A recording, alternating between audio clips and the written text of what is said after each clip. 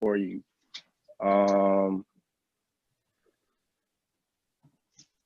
College can be very overwhelming when it comes to tests and quizzes and everything, but I mean, it's really worth it. And honestly, you just have to really stay focused and motivated.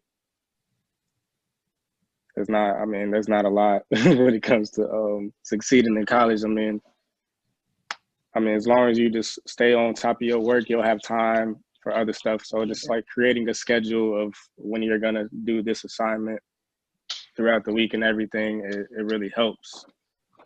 And I mean, you'll do really well. I mean, I have like a 3.8 right now, and so I'm trying to graduate and get something higher than that. And what I want to do is give you a little bit of background. So I went to the University of Memphis, or Memphis State University, and I used to cook for hundreds of people. I did all the Greek picnics. I cooked for all the bros. I was the survival person when it came to eating. And so what I'm going to do is I'm going to give you 2 different levels of cooking, but both of them are very easy and will help you survive in college. So let me show you the first thing. These are what most college students know about. They're called ramen noodles, right? And unfortunately, you know, if you got to eat them, that means you're at the bottom of the barrel, but they will get you over, all right? They come in beef, they come in chicken, and there's lots of things that you can do to these in college. I'm gonna go over that in a second, but I'm gonna show you a couple of things. So remember, ramen noodles, beef, chicken, creamy chicken, shrimp flavor, they got them all. They're about 23 cents a pack, but what they will do is make sure that you eat if you don't have food. Now, a lot of times you may have a meal plan or something, but if you're in the dorm and it's a snowstorm in the middle of winter and you got the choice between walking over to the cafeteria or sitting in your dorm room, a lot of time you'll choose a pack of ramen noodles. All right, so just remember that. I want to go over a couple of pieces of basic equipment that is really important when you're in the dorm. Number one, try to get you some good microwave dishes. This is just a basic microwave bowl. But the important part is that if you're cooking some ramen noodles and you put it in a basic styrofoam or plastic bowl, like one of these, it's gonna melt in the microwave. And then all of your juices and everything will run all over the sink and all over the microwave. So you want a good plastic microwave bowl. This is a microwave bowl. These are microwave dishes. They're just basic microwave dishes. You can buy them at Walmart or Target. You can get them on Amazon. They come with lids. These are really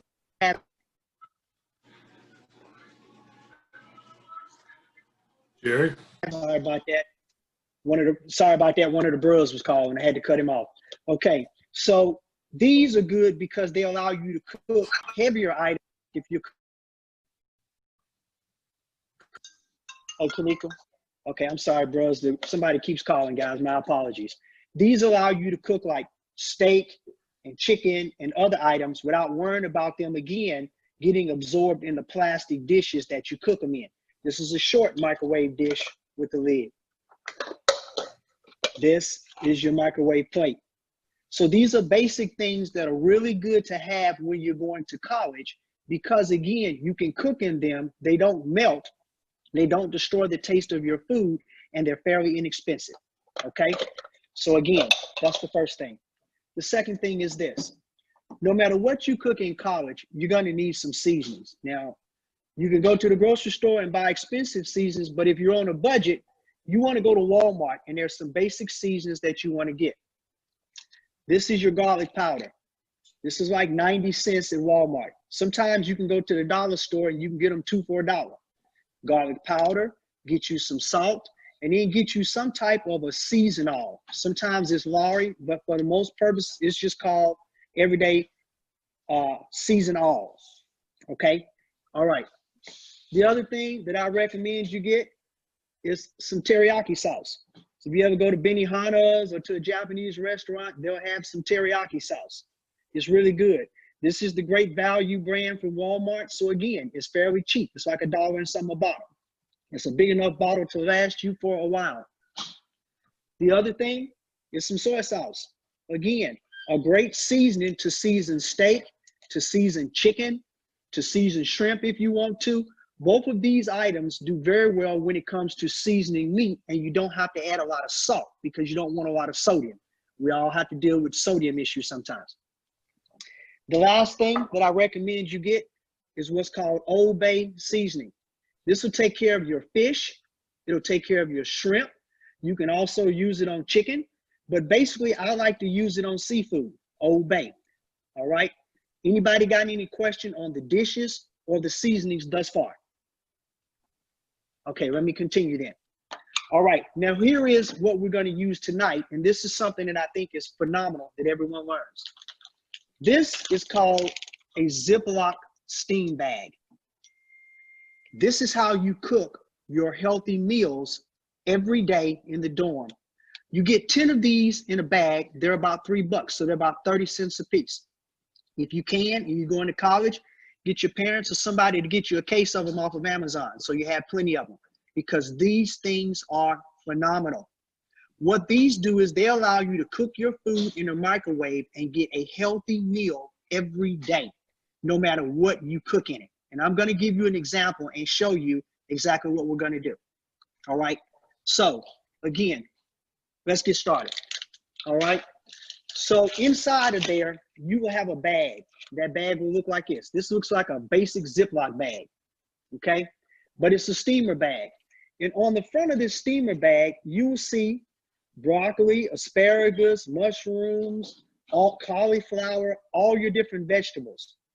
On the other side, it will tell you all of your different meats, chicken, fish, shrimp, hot dogs, whatever, in this bag. It all goes in the bag, and it's really easy to use. So let me give you an example of what we're going to do.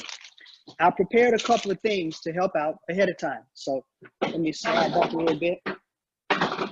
I've got some chicken tenders here. So what these are basic chicken tenders. What I like to do is just cut them into chunks. Okay. Get my napkin here. Get some of this water up. Cutting board I like to keep clean. So you take a chicken tender, cut it up. You can do a chicken breast. When you're in college, you may not have a lot of money, so you can do a boneless, skinless chicken thigh. You can get a chicken leg and cut the meat off of it. Whatever you can afford to get, right? Because remember, sometimes when you're in college, money is the issue. So you got to learn how to eat economical. So remember, chicken leg, chicken thigh, chicken breast, chicken, whatever you can get, just cut it up. So we're going to take this chicken tender, we're going to cut it up. All right. Everybody sees that. I just cut it into chunks.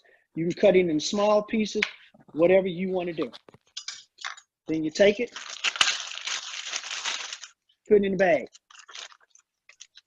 All right. Now, you have two options. You can take a vegetable. I have some broccoli here. I have some asparagus here.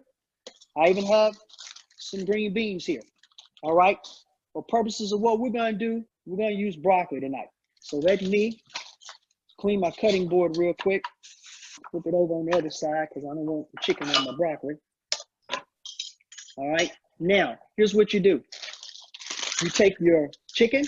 You can cook it separately. Let's say you one of those people and you like none of your stuff to touch. You like, I got to have my chicken in one bag. I got to have my broccoli in another, whatever. Okay. The other thing is I have some shrimp here as well. I'm going to show you that too. So that's just set for purposes. You're one of those people that don't want to, and you want all your stuff to be individual. You're going to take this bag. You're going to take some garlic. Should have opened this earlier. Right? You're going to sprinkle some on your chicken. Just sprinkle it in the bag. Toss it around a little bit, right? Then, bear with me one moment. I forgot my pepper, but I'm going to add a little pepper to this. This is a pepper grinder. And all I'm going to do is add a little pepper, right? Okay. I happen to also have cut up a little onion, but you don't have to. Let's say you're not an onion guy. But if you are an onion guy, you just throw a little onion in that bag too. All right. And then me, I like a little teriyaki. This gives me an opportunity, like I'm at Benihana's or Kobe Steakhouse or somewhere. So I'm going to take this. These are all brand new. And I'm gonna add some of that to the bag too. And I'm just gonna add enough so I think I'm happy with it.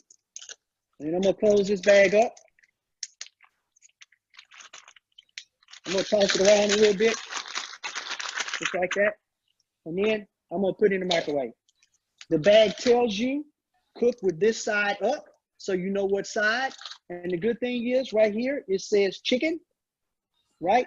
And then it tells me if it's a breast, cook 3 minutes. If it's fresh or if it's frozen, cook 5 minutes. It tells you if it's 2 breasts. Now in this case, we're gonna assume that this is just a couple pieces of chicken tender. It says 3 minutes. So I'm gonna cook it for 3 minutes because we want chicken to be done. All right. So we're gonna throw it in the bag. We're gonna let that chicken cook for 3 minutes, and then I'm gonna show you what it looks like. In the meantime, what I'm gonna do is show you a vegetable. Same thing. We're gonna get a fresh bag.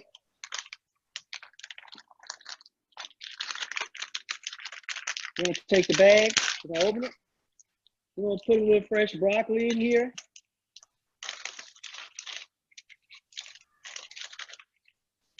All right, it's got a line on here, so it even tells you how much to fill the bag, so that you know you can't overfill it. It cooks it perfectly every time. You take that out. I got a few pieces of asparagus here. Let's throw that in there too. It's not gonna hurt, right? Again, a little seasoning. You can add a little garlic. You can add a little teriyaki to your vegetables. It gives it a great flavor. You can add a little soy sauce to it, whatever. When I'm cooking fresh vegetables, a lot of times I like them to be natural. So what I'll do is I'll just put a little salt and pepper and a little touch of butter, right? Let me show you.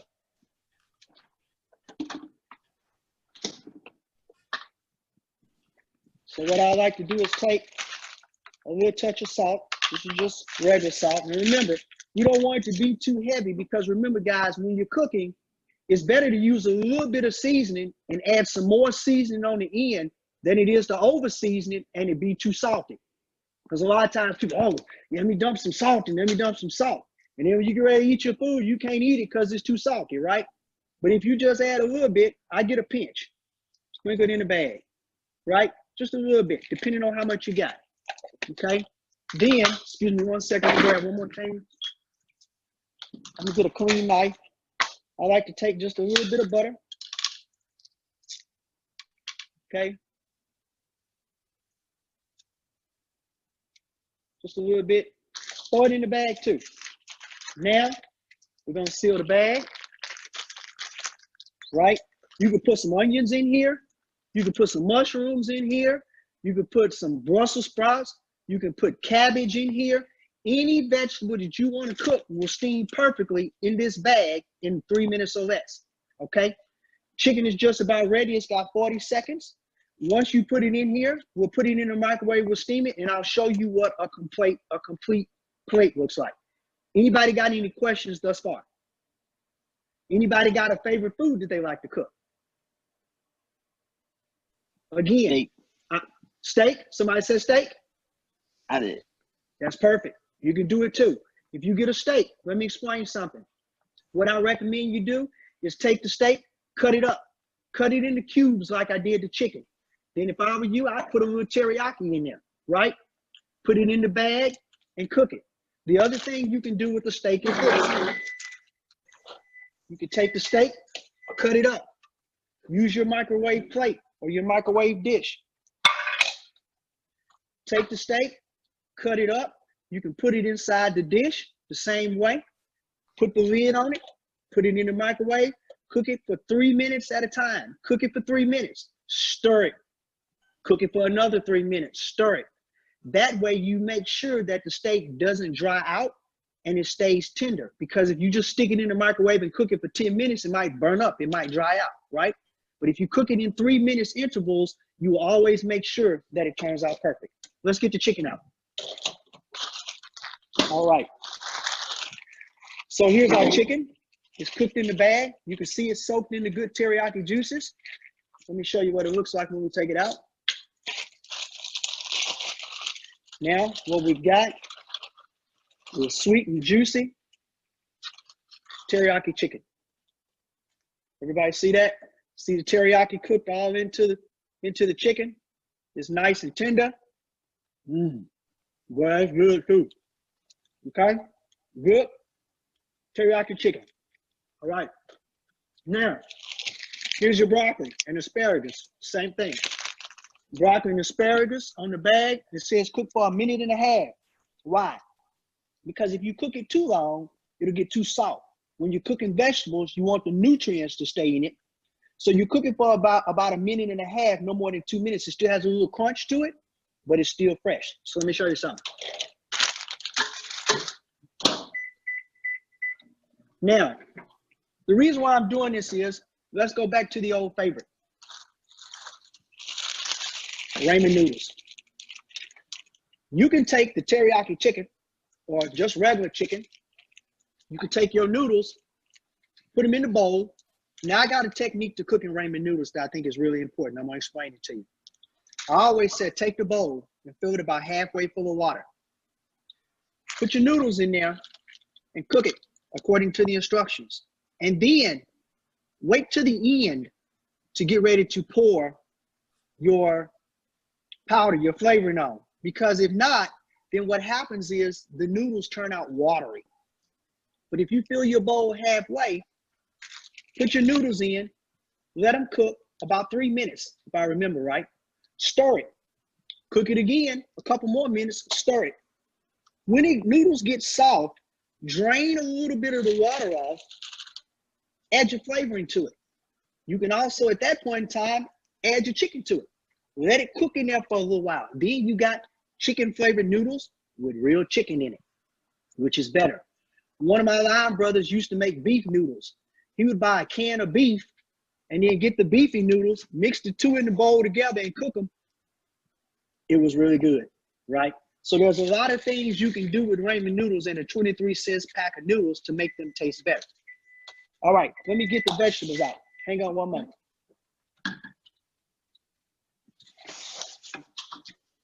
All right, so we saw the teriyaki chicken.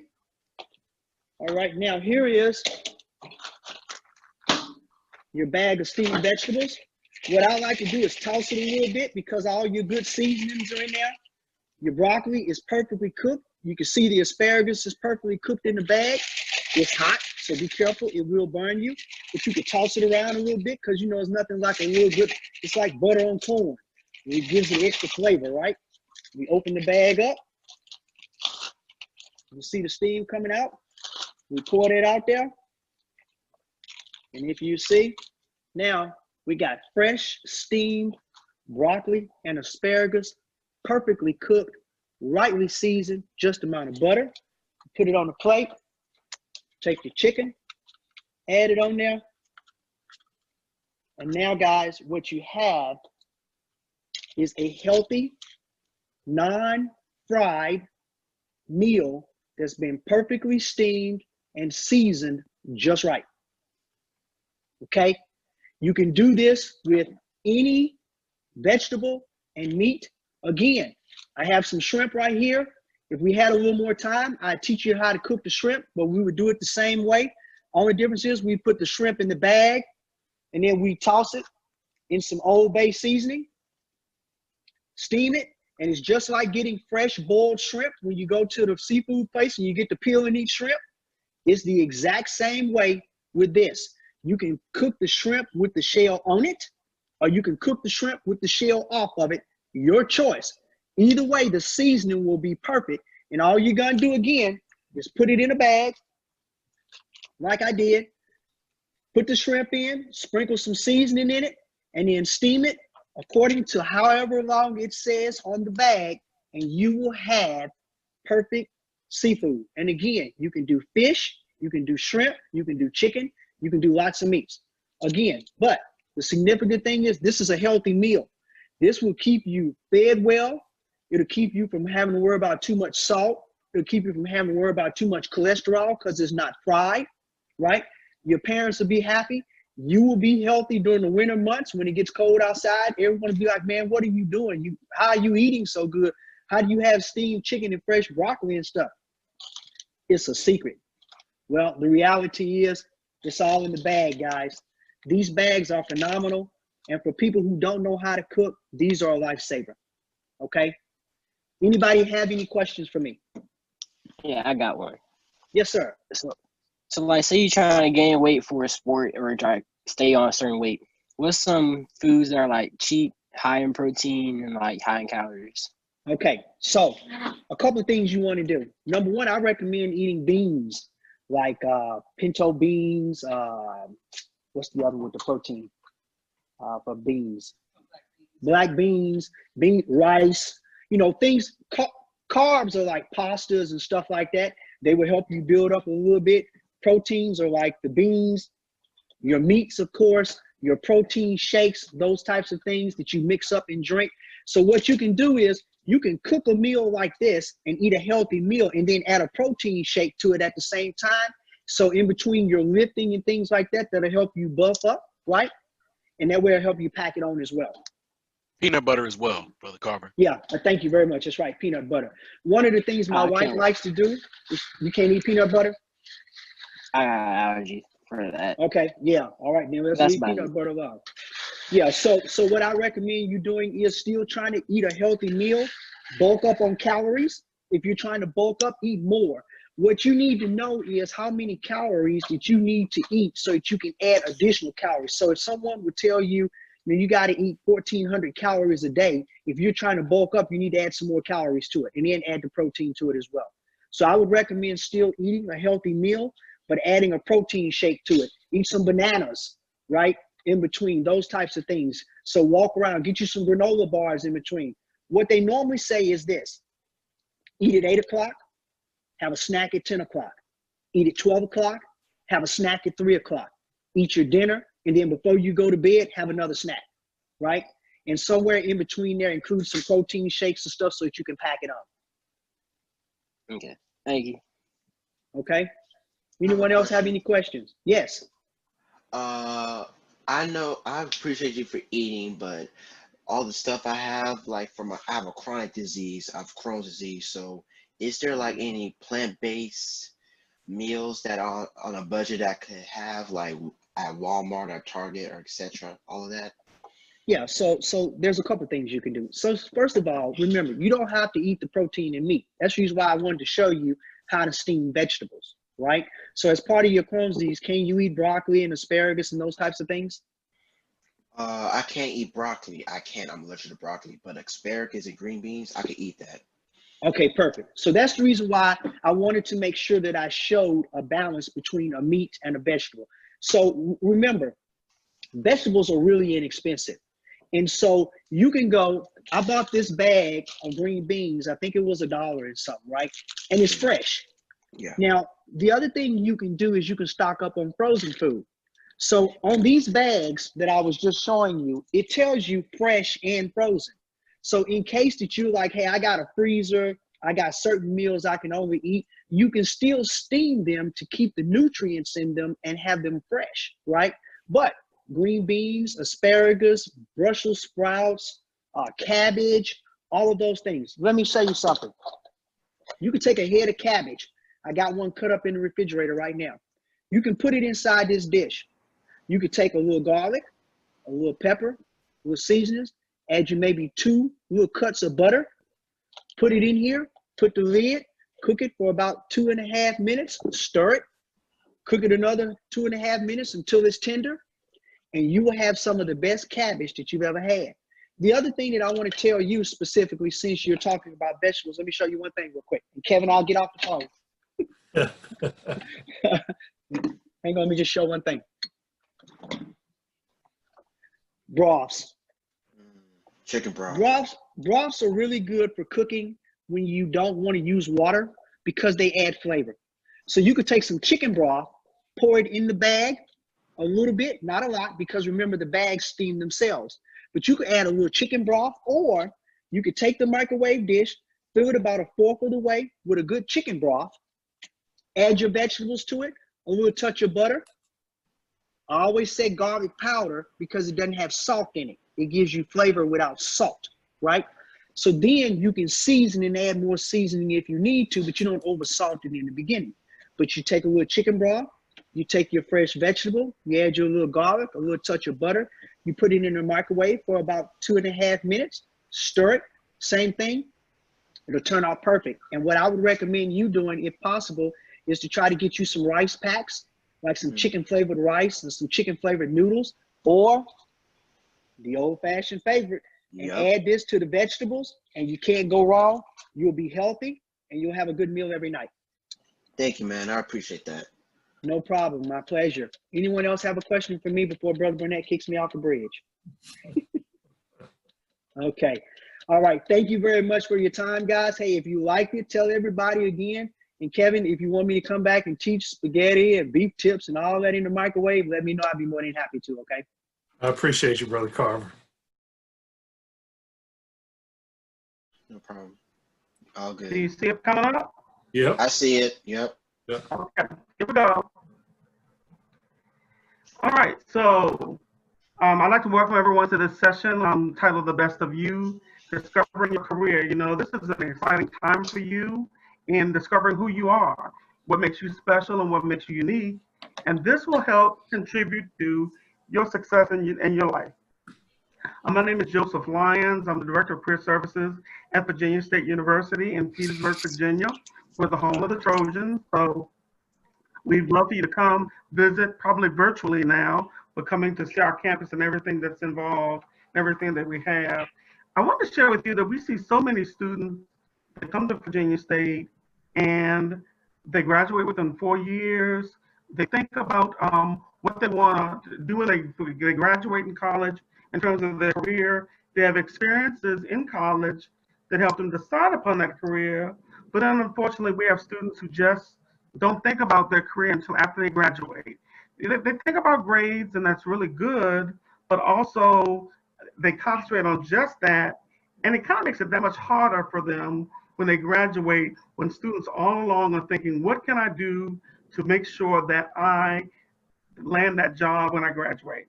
So today, you're going to get ahead of everyone because we're going to prepare you today for your college and your career. So let's sit back and move forward. So the first thing I wanted to talk with you about, and I want everyone to repeat after me. If you don't listen to a thing that I've said today, I want you to repeat after me. Attitude. Attitude. Attitude Is everything. is everything. Is Is everything. attitude. So Everything repeat is after me. Attitude is everything. Everything. Everything is And everything is attitude. Everything Just is like you see attitude. up at the top. There you go. You see at the top is glass. It's whether you see the glass is half empty or glass is half full. If it's half empty, as if it's running out of opportunities, or half full, if it's gonna overflow with opportunities. You know, I talk to a lot of employers who tell us that they can if they can meet you in the first couple of seconds, and they can tell when you're very positive. They can tell when you are negative, and that determines whether they're going to offer you the job or not. So again, starting off with the right attitude will affect your academic career and your career. So there are a lot of things going on now, and we're just so sorry for you that have a sort of a not a positive reflection on life. So just to start off our conversation today, I have a number of positive, I call them affirmations, positive things that you can think of and reflect on that affects your life and your success. I don't have time to go through all of them, but I do want to cover the second bullet. So if I can, at the count of 3, can I get everyone to repeat this positive thought? 1, 2, 3. Success is to be measured not so much by the position that one has reached in life, and by the obstacles which we overcome while trying to succeed. Succeed. Can someone share with me what they think that means? One person. I think Real quick. that like success is not a short term. It's not a short term. It's a long term. You have patience in order to have success. So that's what I think about. Good, very good. What's your name? My name's Ty Barry Kennard. Okay, very good, Todd. Listen, so we are proud of you when you're successful, But even the brothers here can tell you there are going to come times when they're going to have challenges. You're not perfect. And the true caliber of and the level of who you are as a young man is how you succeed and how you overcome the challenges in your life. So the last bullet at the bottom, I'm going to count to 3, and if you can just read that with me. 1, 2, 3. A journey of a thousand miles Journey of a thousand miles begins. with a begins with a single single step. A journey of the Bible. Yes. Can someone share with me what that means? Real quick. A journey of a thousand miles begins with a single step. What does that mean to you? You gotta take the first step. Like you gotta be willing to take a risk in order to find more opportunities. Excellent. What's your name? Christopher Parham. Okay, good answer, Christopher. So listen, y'all, everything that you do during the course of a day impacts everything that you do during the course of a week. It impacts everything that you affects everything that you do during the course of a month, affects everything that you do during the course of a year. So everything in life is important. These sessions are important. Even at a time like this, where you're in the house, don't waste this precious time. You could be going online, getting more information about your career, talking with people in your field, okay? So this is just our attitude check. So the first thing I want to talk to you that would make you smile is when you think about your career, what are your interests? You know, what areas of study that you like? I know all of you can think of those specific courses that you are taking that you do well in. They come easy to you. And those courses that are subjects, math, English, whatever, might be linked to a specific career. So think about those careers that seem interesting to you.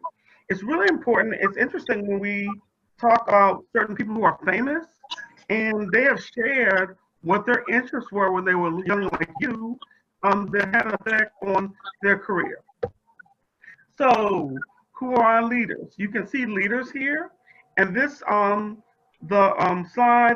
to the right, my right, your left maybe, that has all of these gentlemen on here. These are leaders who are famous leaders who are members of Kappa Alpha Psi. Can anyone shout out any one of the leaders, names of one of the leaders they see on the slide? I see Bill Russell, Wilt Chamberlain. Okay. Okay. I see Barack Obama, Nelson Mandela, Cedric. Okay. Anyone else? Okay. Okay. Well, look, you mentioned Barack Obama. Let's focus on Barack Obama quickly. So, you know, Barack Obama was in law school. And so one of his first jobs that paid his way through law school helped to develop his interest in his career. What do you think Obama's first job was? His first job in law school? Anybody? Attorney. There's no wrong answer. Just throw it out. Did you think he worked at McDonald's? I think he worked at Wendy's. Huh? I think he worked at Wendy's at his first job. Wendy's, not McDonald's. Still hamburgers, but Wendy's, not McDonald's. So Barack Obama's first job was he worked at Baskin Robbins. He sold ice cream. And he's been known to say that he hates the smell, he hates the taste of ice cream, but it really helped him to see and to start his interest in working with people and his ability to communicate. And we know he's used that in his past and current roles. So begin to think of what you're interested in now, because that will have an effect on what you decide in your career. So what are your values? You know, thinking about what feels right to you, how it has an effect on your life. And when you choose your career, it has to be a career that you choose, not based on, I know your parents have an idea of what they want you to be when you grow up, but it has to be your choice. So think about if there's some of you who want to help others, or you want to have a job that gives you famous or popular, or if you want to choose a job where the salary is a good salary, or if you want to have flexible hours.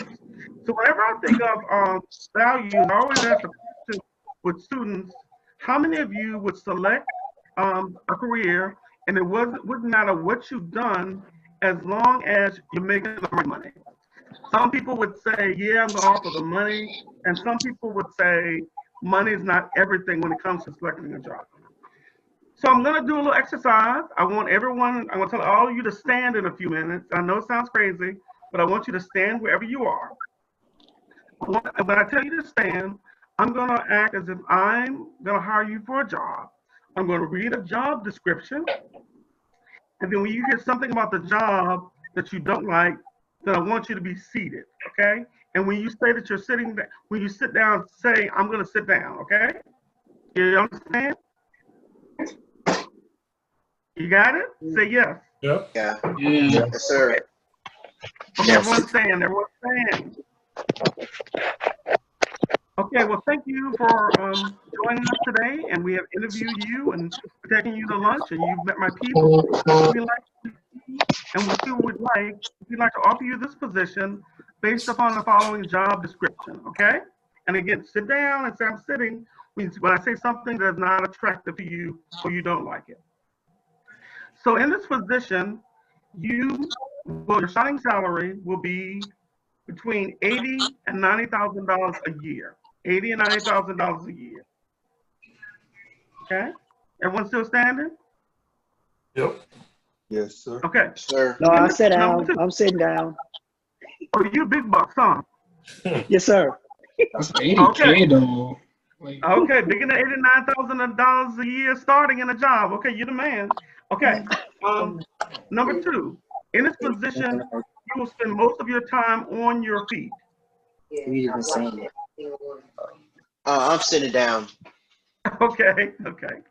Number three. In this position, you will provide counseling to people. You'll provide counseling to people. Okay? In this position, you will work nights, weekends, holidays, nights, weekends, and holidays. I'm sitting down. I'm sitting Sit down. down. I have a question.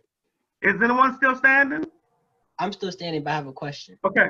In this position, you go to college for 4 years, and you go to college for another 4 years, and then you have to pass a state board licensing exam, an examination. Can I ask a question? You still real quick? standing? Yep. What do you think the position is? Psychologist. Huh? Psychologist. Psychologist. Close, but no, that's not it. I guess you thought about the working with people. Anyone Yeah. else? I would say doctor. Oh, good. What kind of a doctor?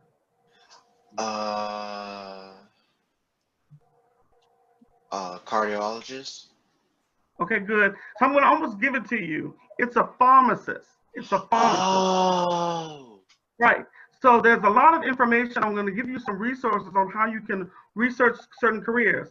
Now, everyone was standing except my brother, who's going to make more than $89,000 a year. And again, it's important for you to know if you're going to make more, you need to be having a good salary. You need to make good grades. You need to be involved in internships and organizations. The more competitive Absolutely. you graduate, the more that you'll be able to command a higher salary. But some of Yes. you sat down for other reasons. And so think about those reasons and those values when it comes to selecting a career. And again, expressing yourself is really important as you look out into the sunset. So the last thing that I want to talk to you about are your skills and abilities. And everyone, this is really important. When it comes to what you want to do in your life, think about those things that you've always been able to do well. What have others often always praised you about? What do you like most about yourself? And what are the things that you want to change about yourself? And what are your accomplishments at home, at school, at work? So these are, and you can take a picture of this if you want to, there are 8 skills that employers are looking for when they want to hire you for jobs. And these skills are really important for you to begin to work on because these skills will help you be successful in college and in your classes. So can someone just shout out for me one skill on this slide that you think you're really good at? I think I'm really good at leadership. Leadership, okay? So can you also share with me one skill on the slide that you know you need to work on?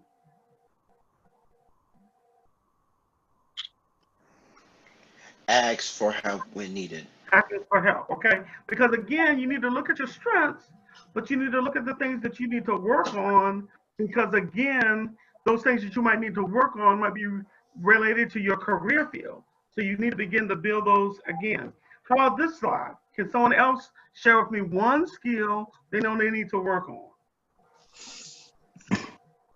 I switched it. One skill that you need to work on. Stress and performing Stress. well under stress and tension. Okay. And what is one strength? The thing that you're good at. Stick with the tasks and keep busy. Okay. So it's always good to look at this to see what skills you're good at, because you might be having an interview, you might be applying to college, and they're going to ask you about your strengths and your skills. And these are the skills that employers are seeking. So it's important for you to begin to explore your career's interests and to explore them now. And these are some of the things that you can do. You can research certain websites that are out there. Guys, this is a really good website, the Occupational Outlook Handbook, because it will give you information on careers, duties in that career, salaries. It'll tell you what that career field will look like when you graduate in terms of this popularity. Now, another thing that we suggest that you should do is to conduct informational interviews or shadow someone in that field. I worked with a student once who wanted to be a doctor. And so at our local hospital, we connected him with a doctor, and he shadowed that person to see what they did on a day-to-day basis. This is something you could be doing now virtually. And then going to certain college websites and bulletins to find out information about careers. I've actually given you our careers website, career services website on our campus.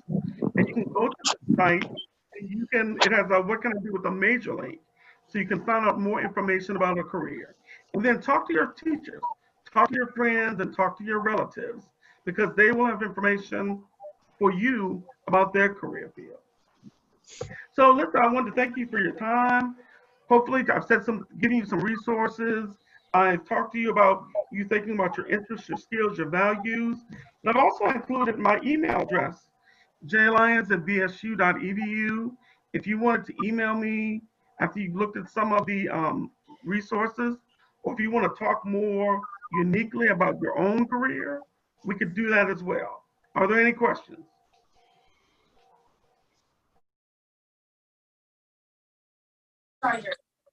So I'll talk to you a little bit about time management, because as you heard from our former Kappa leader and current senior at Grambling State, time management is everything. And you really need to be able to juggle a lot of different things. You're going to be so here's the first thing I want you to think about. And if you can unmute yourself and answer the questions verbally, but I definitely want you to start to think about these two questions. How do you feel about going to college? And what do you think college is going to be like? I know a couple of you asked that question of our first presenter, but you may have that question in your head anyway. So what do you think college is going to be like? And how do you feel about going to college in the first place? So if you want to chime in, you can go ahead and unmute yourself and give me a verbal response. Then we'll continue on.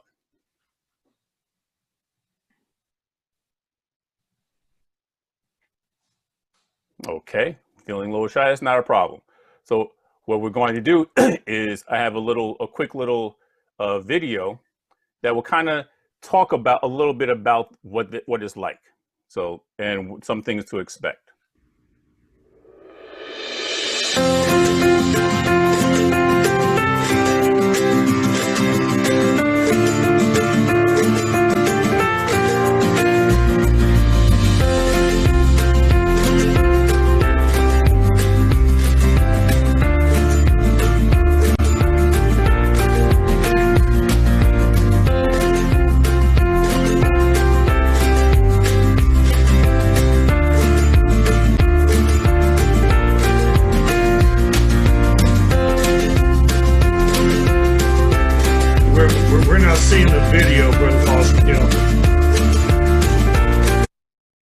seeing your slide. We're seeing your slide. We're not seeing the video.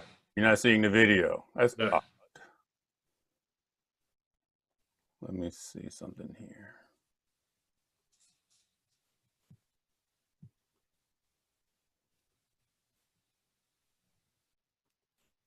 Yeah, no, it should be. All right, not a problem. I can always go ahead and I can always skip that. Now we see it. There it goes. It's playing now. So what we're going to do then is we're going to take this from the top.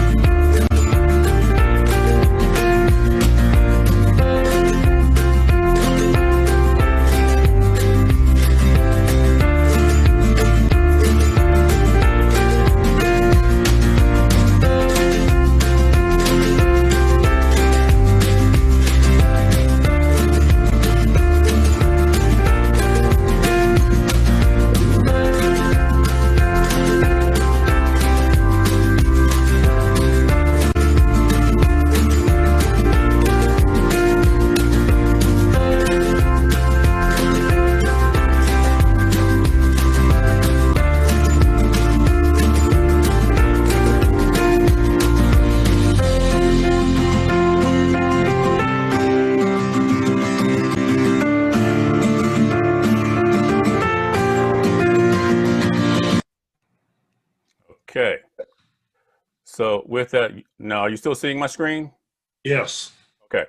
So with that, let me just give you a quick background about myself. Again, my name is Kevin Boston Hill, and yes, I did attend Hofstra University as an undergrad, and now I'm a professor in the speech communications department. So I deal with college students all the time, and they all seem to have the same type of questions, as far as not just with the classwork, but also with how they can juggle certain things that are going to take place. So before I get to the slide you have in front of you, and this is something I'm going to have you all work on after this whole presentation is over. I want you to think about how you're going to put together your own time and everything. But before I get here, I just want to tell you a little story about a couple friends of mine, because when I attended school as a freshman, I had some friends who it seemed like all they did was party, right? They knew the best parties to go to. They hung out all the time at night, and the weekends you really couldn't find them. So we knew that something that they weren't going to make it that first year, because we never saw them studying, right, and everything, and they just kind of went all on their own way. So at the end of the first semester, it turned out one of the two failed out, right? He got put on academic probation because he did all the partying, he did all the other stuff, and then attend to his studies. The other one, though, made Dean's List. And we were like, yo, how'd you make Dean's List? We never saw you open a book. You were never in the library, like all these things. Like, how'd you make the Dean's List? So he told us how he did it, what his technique was. And this is what I want to share with the rest of you. See, he said he treated college like it was his full-time job, right? He treated college like it was his job. So from 8 to 4, that's what he did. He took care of all of his schoolwork. He went to all of his classes, did his studying, did whatever he had to do from 8 to 4, because we realized we never really saw him during the day, right? So in the morning time, 8 o'clock, just before 8 o'clock, he would go have breakfast, begin his day, go to his classes. Then around noonish, he would go to lunch, do what he had to do. But when his classes were done, or in between classes, he would go to the library.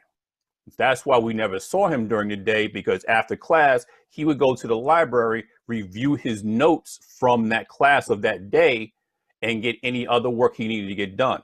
Or if there was any extra time before dinner happened around 5, 6 o'clock, he would go visit his professors and get any other questions answered that he may have had. So he utilized that time frame, 8 to 4, 8 to 5, 9 to 5, whatever you want to call it. He treated college like it was his job. So let's think about that for a moment. How many hours would that actually be? So you're talking about 8 to 4, that's 8 hours a day. For 5 days, looking at a 40-hour work week. And that's what he thought about, his 40-hour work week. When you go to college, you're going to be in class for 15 hours a week. That's it, 15 hours. So now you start subtracting out from the 40, subtract the 15 from that. Now you're down to what, 25. If you were to question anybody on this, any of the adults on this call right now, if you were to say, well, what do I need to do to be successful? We would all tell you, for every 1 hour you spend in class, you spend 2 hours studying. All right, so if you're in class for 15 hours, you're studying for twice that, that's 30 hours. So 30 plus the 15 gives you 45. You have 40 hours in the week. All right, that's fine. Something around there. But at least you get a sense of what we're talking about. So you get your classes done, you get your studying done, so that come weekend time, that's your time. You can do whatever you want because you got everything else out of the way. All right, so let's see what this really looks like if you don't do the 40-hour work week thing. Let's first think about how many hours are there in a week total? Who can tell me how many hours there are in the week? 168. That's right, 168 hours in a week.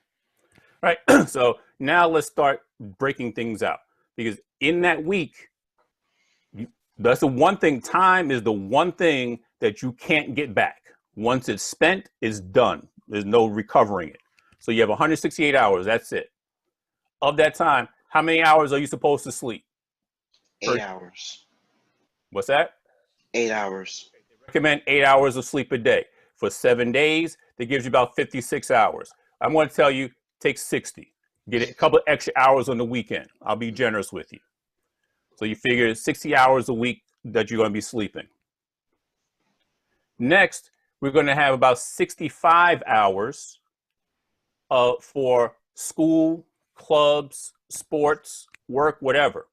Again, 15 hours for classes, 10 hours a week maybe for clubs. If you're going to be part of clubs, and you will be, we recommend it.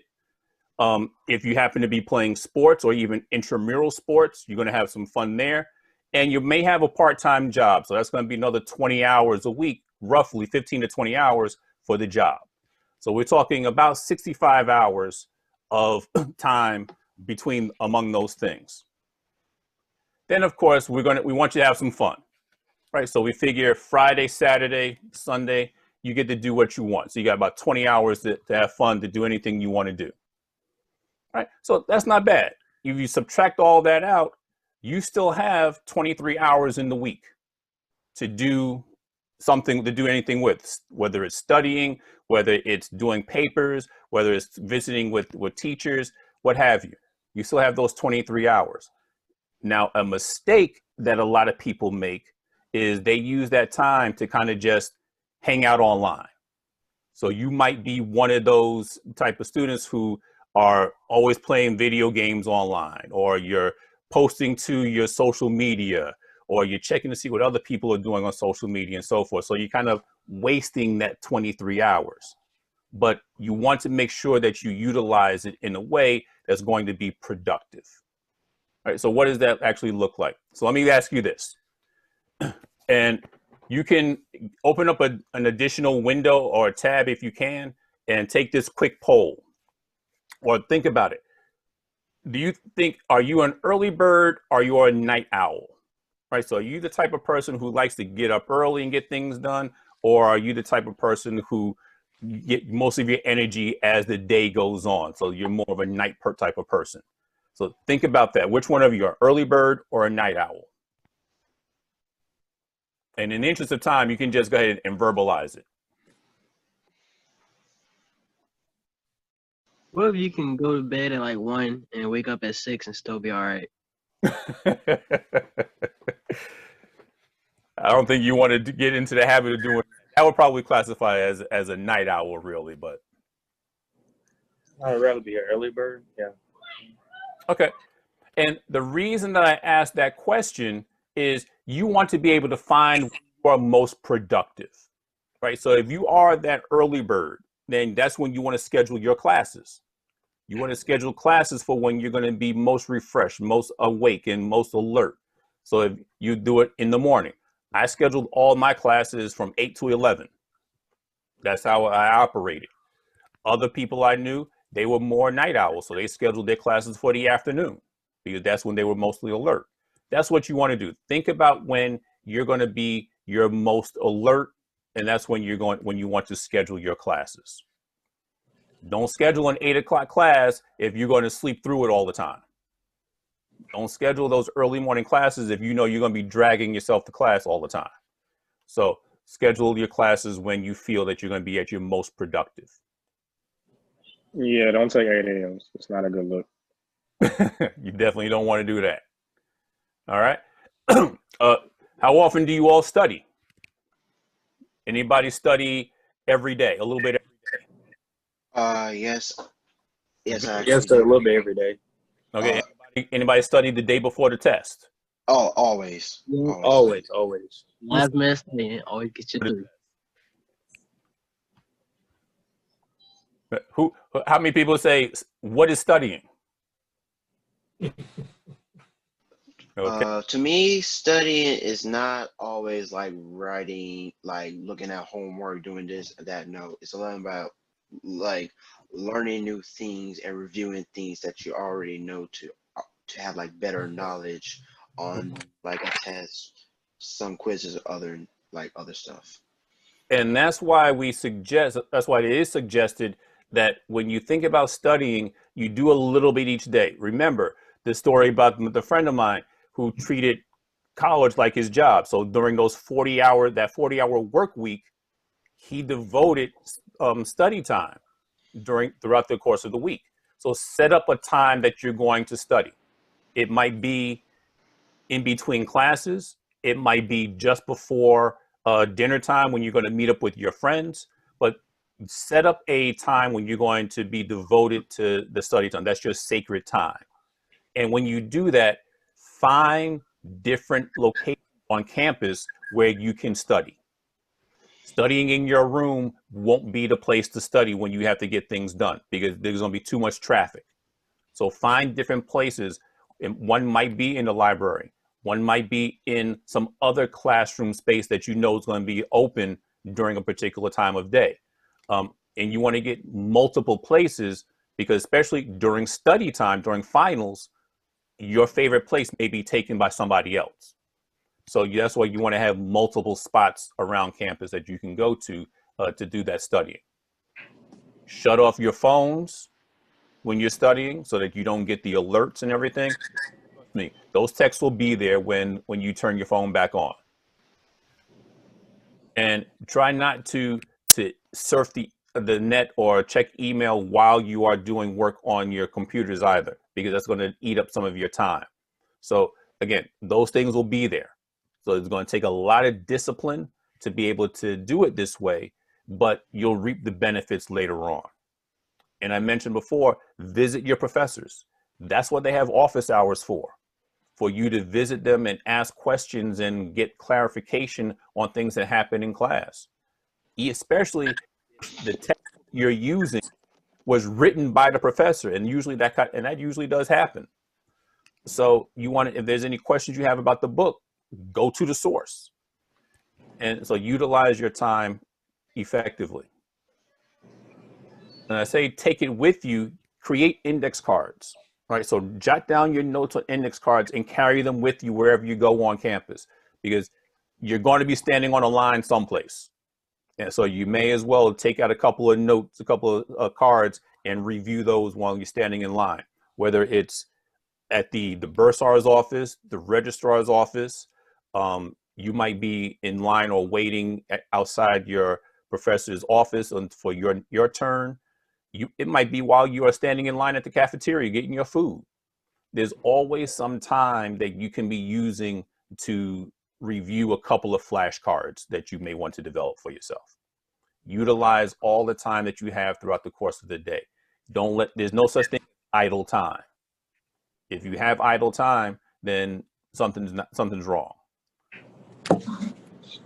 Or if you don't get all of these, then the presentation is going to be shared with you. Was there a question? Okay. And then, of course, don't study too long. And it's good to study a little bit each day, right? So you want to study in small chunks, 20, 30 minutes at a time. But you don't want to have those marathon 5-6 hour sessions, because then you're not really getting the information to stay with you. You're studying just long enough. When you cram, and then you forget about it. So you're not really understanding the materials. To study to understand, you do it in small chunks and intervals.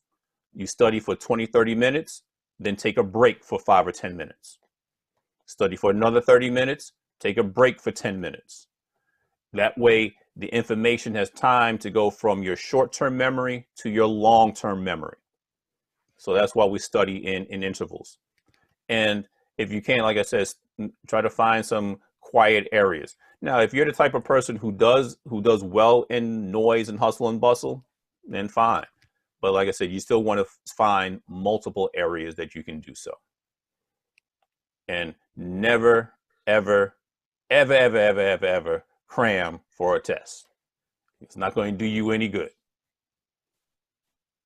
Okay. So here's a suggestion. Again, like I said, you're going to come up with your own study guide for yourself, what works for you. But a particular suggestion that you may want to think about is, again, 20 minutes a day for 7 days, right? So that gives you about 4.5 hours, plus or minus 4.5 hours a week of studying. It's not a lot, but instead of doing it all in one day, you space it out. And you still have time to do some of the other things that you want to do. Don't get caught up like some of your friends are going to do and hang out in the student union playing spades all day. I've seen people do that. I would be on my way to class. They're sitting in the cafeteria playing spades. When I come back from class 3 hours later, they sit in the same spot playing spades still. So don't be those people. I mean, those like the super seniors. Every once in a while, fine, but don't make it a regular habit. Stick to a schedule that you have, a study schedule that you're going to utilize. All right. So again, these are just a few things you want to think about. First, treat college like it's your job, because basically it is. And so think about what that 40-hour work week is going to look like for you. Or if you wanted to take the entire 168 hours, what is that week going to look like for you? Number 2 is find multiple places around campus that you can actually go to study, to hide out from people so you don't get distracted, and just shut off all of your phones and any other alerts while you are studying. Trust me, those messages will still be there when you come back to it. Okay. Any questions? I have a question. Yes. How do you plan around like just life happening? Like sometimes you might have a doctor's appointment that you can't reschedule or relapse with something.